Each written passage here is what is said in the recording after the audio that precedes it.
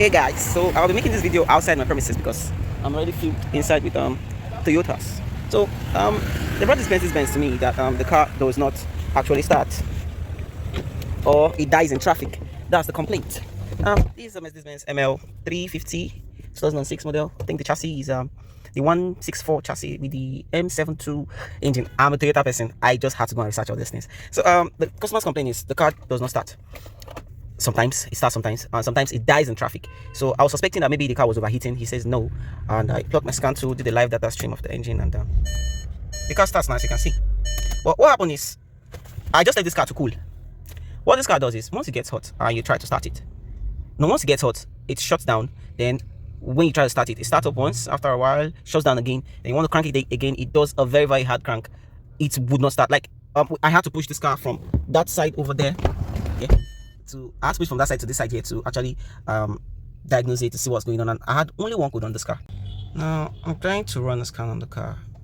Now I have only one code presently, but before now I had scanned the car before it actually died finally. I saw several other codes on it, of which this was the only code that came back. We had 6 codes. Now this was the only code that came back when the car could not start. Crankshaft position sensor A circuit. So using my knowledge from fixing Toyotas, I knew that okay, crankshaft position sensor is responsible for sending spark signal to the coils and making the spark plug to actually spark ignite and actually make the car run. So I said okay, we probably might be having a wiring issue or a bad crankshaft position sensor. The customer also told me that they had done quite some job on the car, even up to replacing the engine of this vehicle. So but we're using what we know as Toyota technicians to trace this fault and see what the problem is and see if we can fix it. Now I'm going to be starting one more time again. It wasn't starting at all, it was doing a hard crack. It starts now, but I do not want the car to get hot because where the crankshaft sensor is, according to my research, is behind the engine, not like the Toyotas, where it is actually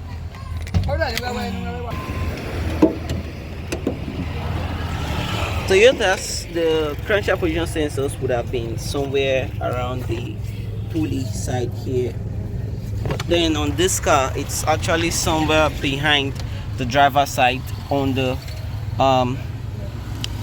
transmission bell, right behind the engine there somewhere. So we're going to be trying to trace in out the crankshaft position sensor and seeing what the problem is.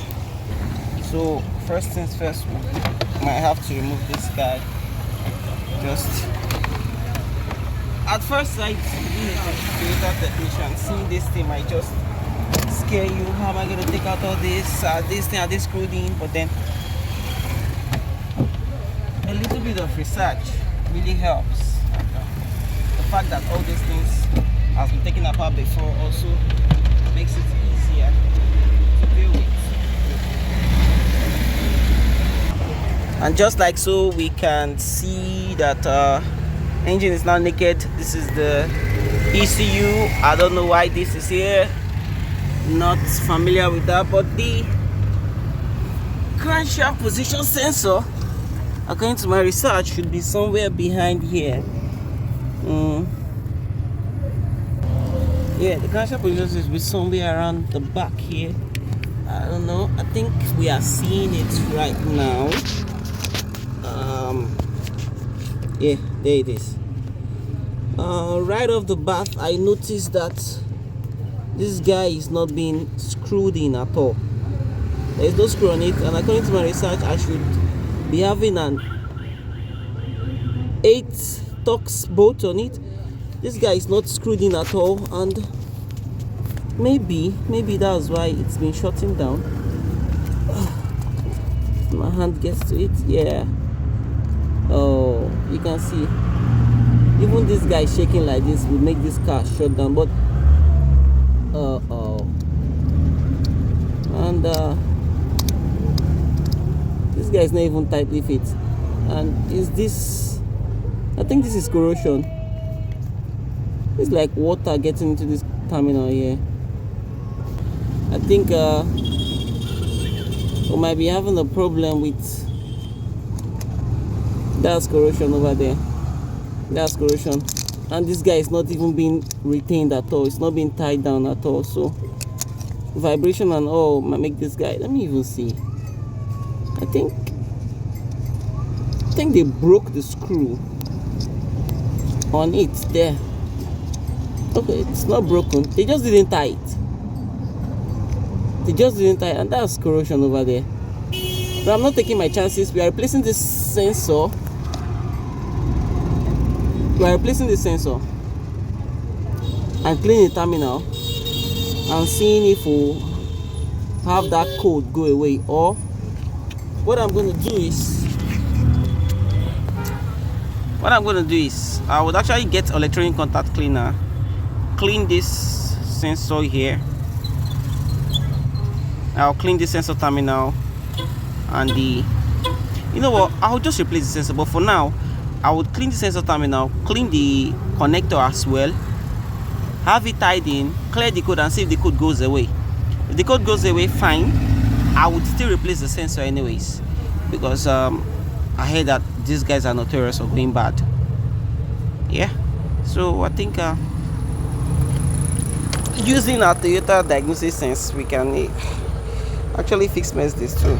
Yeah, so I'll be using this electronic contact cleaner too. I'm actually cleaning the terminal.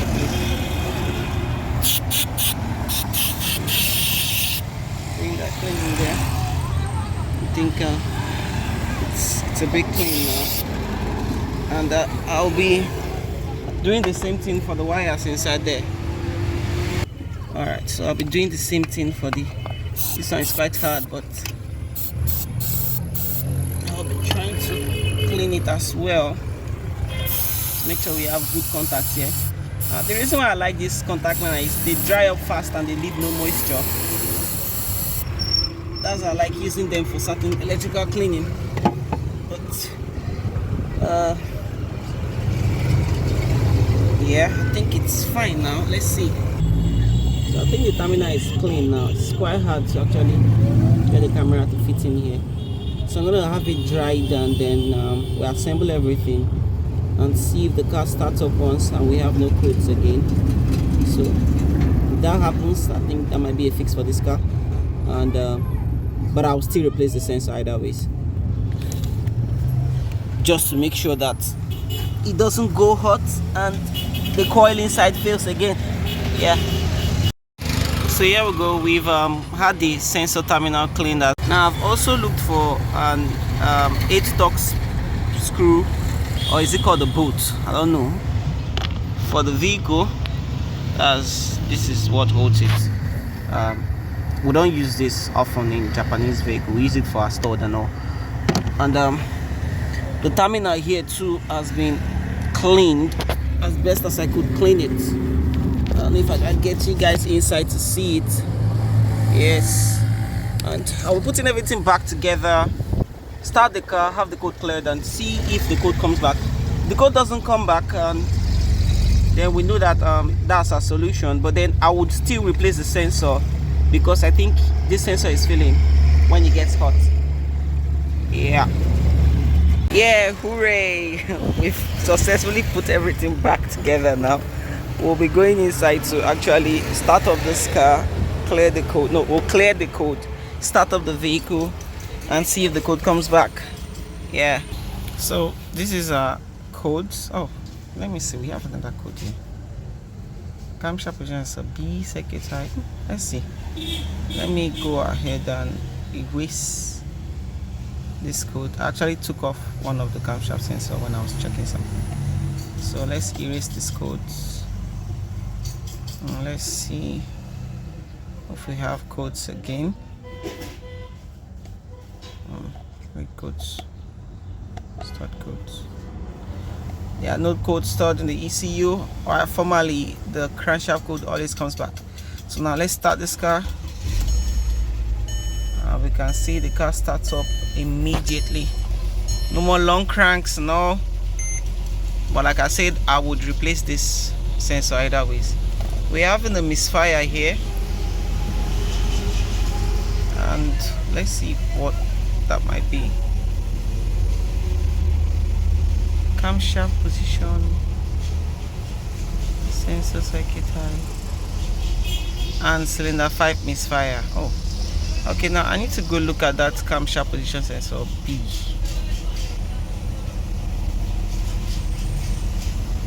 Sensor B, circuit high, bank 2. So I've actually started the engine, fixed the starting issue, but I'm trying to figure out why the car is misfiring and why it's giving me the camshaft code. So I'm playing around with the sensors. I want to transfer, since they are the same time, I'm going to transfer the bank 2 sensor to the bank 1 sensor to the bank 2. What I noticed is that this one has this metal filings on it. I would clean it and still do the transfers and see if the fault code is going to be transferring. And then I noticed that the plug on cylinder 5 here was bad, or let me say not an original plug. So I think that might be why we are experiencing misfire on cylinder 5. So I'll be doing everything. I didn't replace the plug. I actually did transfer it from cylinder 5 to cylinder 1, and we'll do that and see if our fault code transfers. If our fault code transfers, well, now we're having a component issue, not fault from the engine system or the electrical system. So I've put everything back together. Let's go in and start it again and see if we still have those codes in the same place, or they've been transferred, or they are non-existent at all. Yeah, so first things first, I'm going to clear the code first. I'll clear the code first and see if they come back. I've erased the code. We have no code stored. So start the car, and I still feel like there is a misfire, but I'll start by checking for pending codes. And we're having camshaft position sensor B, circuit high, bank 1 this time. So this is a confirmation that we have a bad camshaft position sensor, and the heater was seeing sensor codes and what have you. Random multiple cylinder misfire detected. I believe that will be from the bad spark plug that I talked about. And yeah, I wish it was the spark plug, but unfortunately I had to do extra job. It wasn't a spark plug, it turned out to be the ECU. This is the T5 and this is the T310, and I've traced it down to this side here, almost the terminal here. I don't want to disconnect because the battery terminal is still connected and we have continuity, and I don't think we have short to ground or short to power. Here we go. I believe this is ground, and I don't want to test direct power to my probe, but then this is ground, this is continuity. So I will test it with the other terminals to see if it's short to the other terminals, and I'll believe that I'll be getting a negative result on that.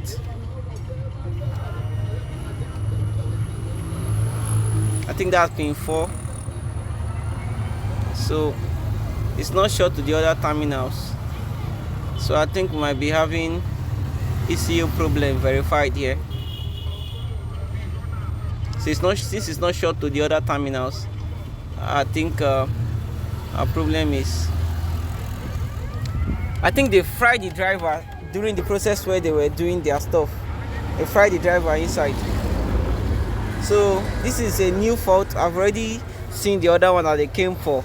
So since the code has transferred, we have confirmation that we have a bad camshaft position sensor on this vehicle. So that's a diagnosis. It's as easy as a Toyota could be. So I would call the client, let him know what the problem on the vehicle is and what we've done already, and then I said I would replace the crankshaft sensor, and I've actually gotten it out now. A quick one here. One way that you use to identify original components, parts or goods or anything is pride. People take pride in what they do, especially if they do things right. Now, like I said, this car shuts down when it gets hot, and you can see this crankshaft sensor has no brand on it, no name. You cannot trace it down to anywhere, like, okay, who did this, who did that, and it has no name on it.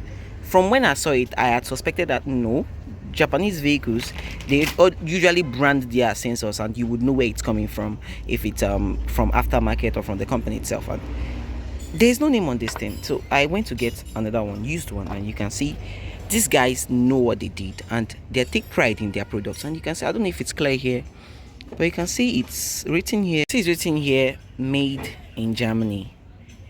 Very bold, Mercedes-Benz with a parts number on it. Everything written perfectly. Everything sitting tight and pretty.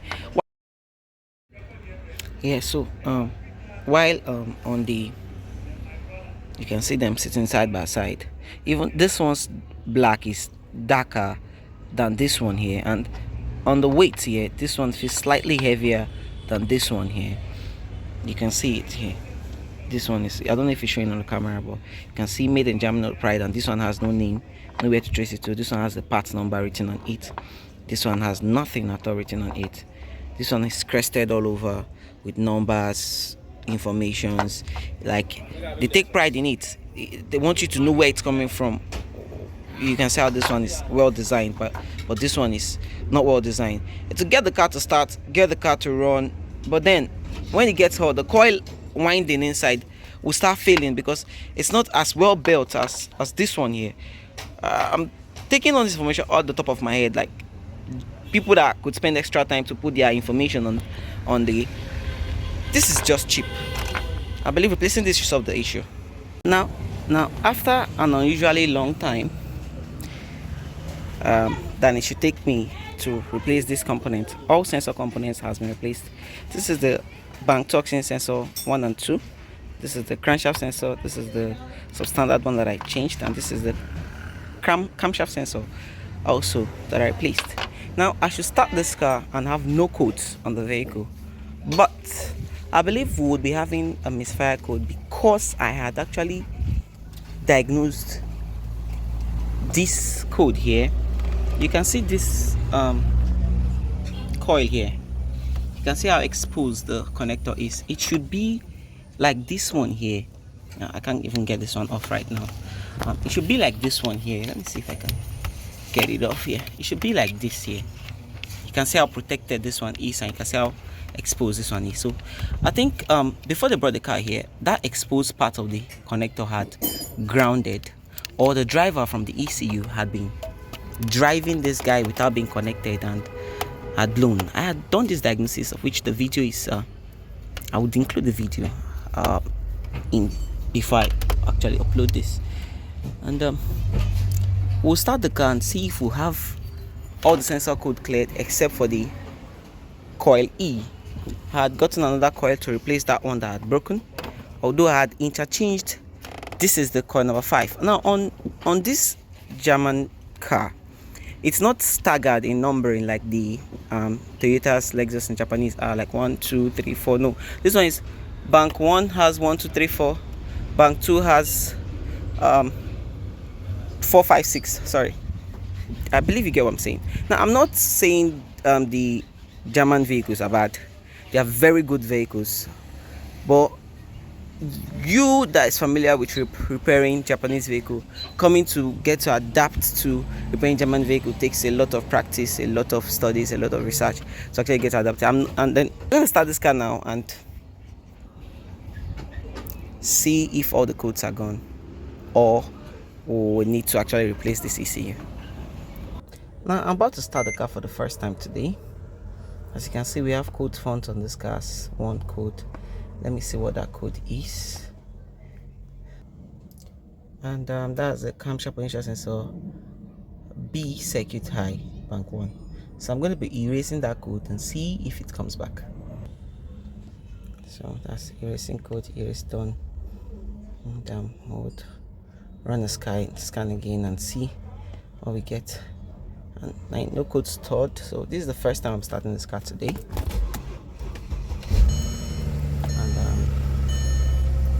Do not have check engine light. I'll let the car warm up while I run the scan on the pending codes to see if we have a pending code. No pending codes are stored. Initially we would have had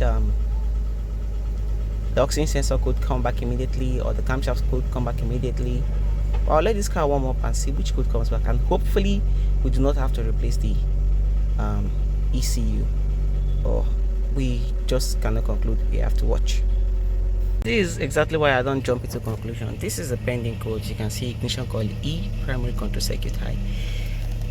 The oxygen sensor code is no more. Crankshaft and camshaft sensor code is no more. Now we have just the primary circuit E, and like I showed initially, I had done the diagnosis and see that it's most likely the ECU. So we'll be replacing the ECU. We have second air injection system. This is a new fault code which just came up, maybe probably after he sees that it has no problem. But then, I mean, Japanese vehicles would have thrown all these ones initially. So I'll be replacing the ECU for this car to get rid of this code, because I had replaced the coils and traced the wires and they all seem fine. So pretty much I think the pattern of diagnosis for Japanese vehicle and German vehicles is almost the same thing, but then the Germans seems to be a little bit more complicated to me.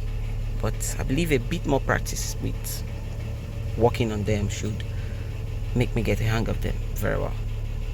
I've gotten another ECU, a used one anyways. I'll be installing this coil. They've already written the VIN of this vehicle into this ECU, so what I'll be doing now is the VIN adaptation, the ECU adaptation. So they said I had to take out the battery terminals. I looked in front, there was no battery there. Looked behind, there's no battery there, and finally I found the battery in this corner here, down in the front passenger seat, right under this place here. So I'll be taking out the negative terminal of this battery. Right, I think it's right down there. So yeah, using 12 mm and 12 and 10 mm, I'm taking out the battery terminals. That's the negative over there. It's taking out positive. So I'll be swapping the ECUs and doing the adaptation, and we'll see if that resolves our coil code, which I would also replace this one after I've done the ECU swapping.